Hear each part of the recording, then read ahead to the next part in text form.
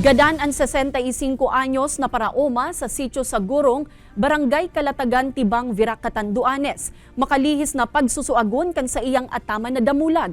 Sa investigasyon kan Virac PNP, pababa na gikan sa bulod ang paraoma mantang may kargang kawayan an sa iyang damulag. Alagad biglaan mga ining buminulusok. Nabari man ang pamatok o singkaw na nakakabit sa damulag na kanpurbara ng pakarayon kan paraoma, bigla na ining sinungayan o pigsuag.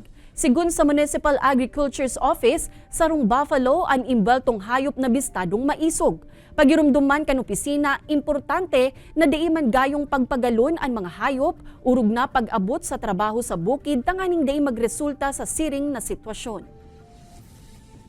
Dapat palagi umiinom yung kalabaw, hindi pinapagod na masyado. Kapag na ayaw maglakad, hindi na nag-cooperate, dapat ingat na sila doon. I-follow up ni kung ano pang development. Sabi ni kung ini ba kasi since sabihin ko na nakadiskwida na po, medyo may takot po doon sa mga residents kasi ba po mag-wild sa mga maabot na daw.